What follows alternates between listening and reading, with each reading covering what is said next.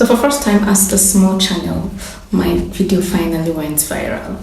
Yes, I had 3K people tune into my channel to view a particular video. Yes, I know some people might say, oh, what's 3K, what's 3K? But as a small channel, as a small creator with less than 500 subscribers, because as at then I was at 200 subscribers. So it was like a huge win for me. It was actually a huge win because my channel did not have that particular amount of views per post. Like it was more than my average view per post or per video. So it was actually a huge win for me to amass such a number of views. So I want to share what I did to get such amount of views on my channel, what I did, how the steps that I followed to get that amount of views. If you're a small channel like me, you can actually adopt the stuff that I did to your own videos so that you can go viral also. So but before I posted the video, I already know the video was going to blow up because of the strategies that I used and the work I put into it. The first thing that I did was I researched for a particular topic using my YouTube studio, my creator studio, and vidIQ. vidIQ is an SEO app that recommends trending topics according to your niche to you, and it's almost accurate as my YouTube creator studio. So it's just like they are similar, but I prefer vidIQ. I prefer using vidIQ to research for topic and keywords. I compared both and picked for the one that is likely going to give me what I want. And here is how I picked the one that had the potential to blow up. So I went for the one with low volume and low competition because I'm not a big creator, I'm a small channel. I don't want to be found competing with other big creators on my niche. So because if I choose the one with higher competition, my video might not be seen and those videos from bigger channels might swallow my own content. So I went for the one with lower competition. And the next thing I did was I researched for the topic, because after picking and selecting that particular topic, I researched about it. So, and I also gathered my own experiences because I have had an experience about that particular type of content. And with what I've experienced so far, I was able to gather more information and add to the one I researched about and created a content around it. If you are selecting a topic, make sure it is something you know very well and something you can talk about, so you won't give people half-baked information. So the next thing I did after I created my video was I went back to vidIQ. This time around, what I did was to search for keywords and tags. Keywords and tags are those kind of words that people search for when they come on YouTube to look for a particular type of content. What vidIQ does is that they curate this particular keywords and tags according to people's search results across YouTube. So it is similar to your YouTube Creator Studio.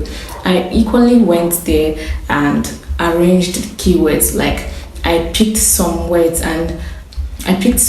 but I prefer to use vidIQ for this because they actually selected it according to how people were searching for it and what I needed at that particular time. So I picked for keywords and tag from vidIQ this time around.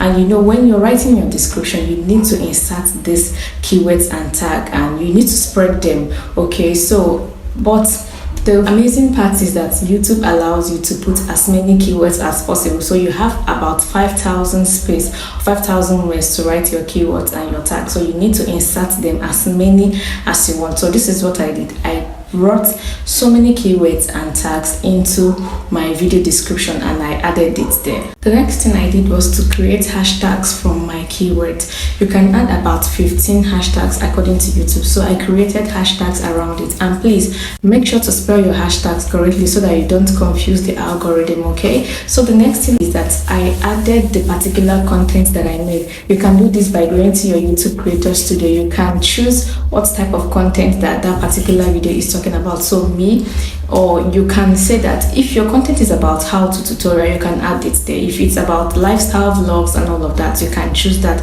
This is to make the algorithm push your video to the right audience and to your targeted audience.